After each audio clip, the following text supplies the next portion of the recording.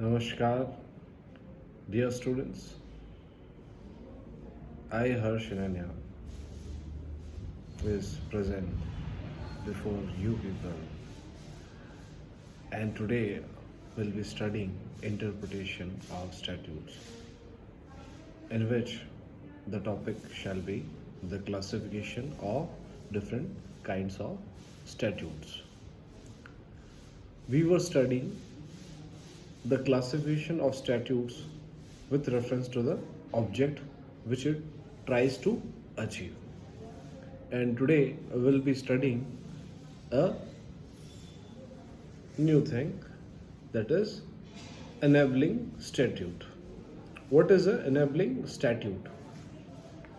An enabling statute is one which widens the scope of the common law wherever it is narrow or strict.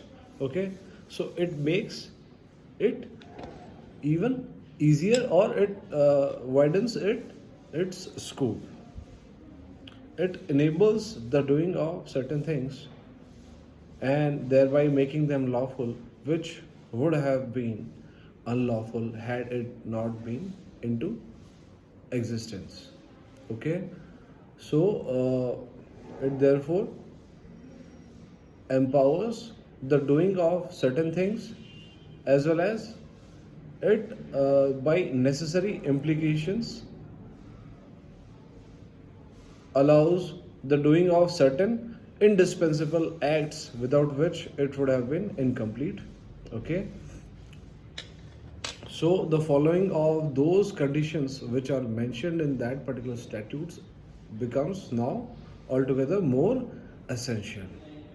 For example, the compulsory acquisition of land for the benefit of public provides for fulfilling of certain conditions. Okay, so since this land which is now proposed to be acquired is to be acquired for the benefit of public in general, so the conditions which are prescribed for acquisition of land must be fulfilled, and it is very essential to follow that.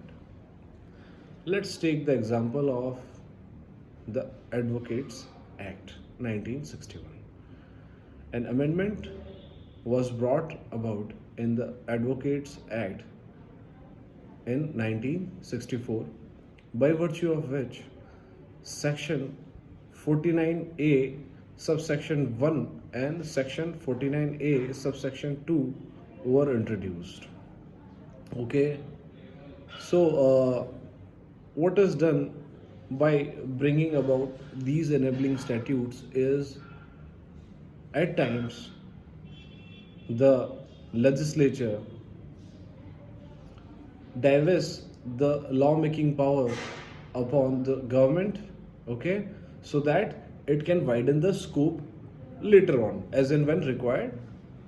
So it depends solely upon the discretion of the government of the day, whenever the need arises, that it may enlarge the scope of that particular act.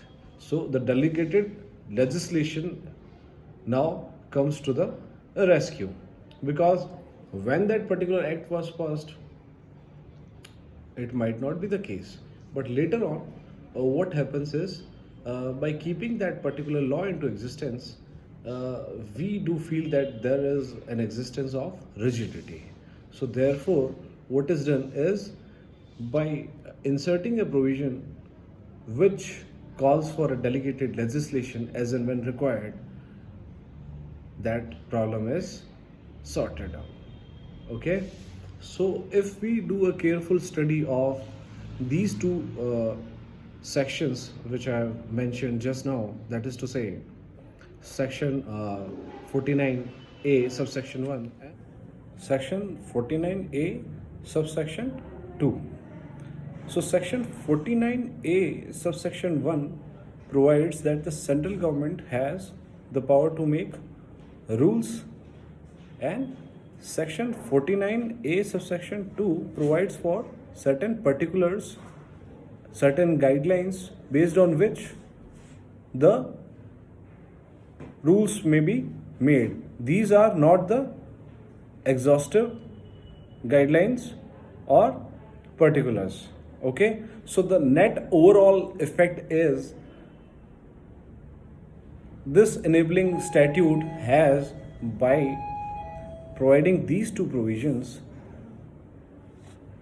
it has enlarged the scope of the earlier statute, because it has enabled the central government to make rules as and when required. So when the time arises, the central government can make the rules, and it has also set out the certain particulars based on which those rules may be made, which is also not exhaustive. Therefore, this enabling statute is very useful. It widens the scope of the earlier act. I think now it is very clear to you people. Next is disabling statute. Disabling statute is the one which narrows down the scope of any law, or which restricts the scope of any right conferred upon the parties concerned. The next kind of statute is a penal statute. So the penal statute is a statute which prescribes for a punishment for for committing a particular act or wrong, or for doing an illegal omission. Okay, it might be in the form of a comprehensive code, or it might be a collection of various sections. So let us take an example in this regard. The Indian Penal Code is a comprehensive code covering the various kinds of acts which are considered as wrong, or various kinds of illegal omissions, and prescribes the punishment for the same.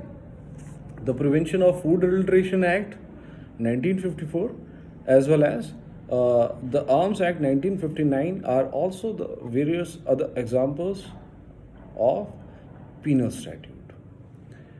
The penalty can be imposed in the form of a fine, forfeiture of property, or an imprisonment, and it can even extend to death.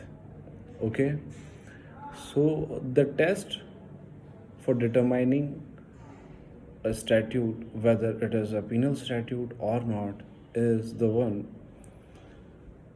which enforces the disobedience of a law in the form of punishment by a command of the law, and not by an individual action. So the individual is punished by the command of law, and no individual enforces that particular punishment. So the state has the power to punish the same for that particular illegal act or omission. So that is a penal statute. Okay, we have even studied in the Constitution of India under Article 21 that any person's life cannot, or the personal liberty cannot be deprived except by the procedure laid down by the law, and this procedure should be reasonable, and which we have studied in the case of Menka Gandhi versus Union of India. Okay, so the whole concept is clear to you people, I guess. Okay, and if in it the penal statute, if any kind of ambiguity in the interpretation arises, what we have to do, what we have to keep in mind is that we have to solve the ambiguity in favor of the accused. So thank you, dear students and viewers. We shall continue our journey in this topic of interpretation of statutes in the coming series of video lectures. For now, thank you.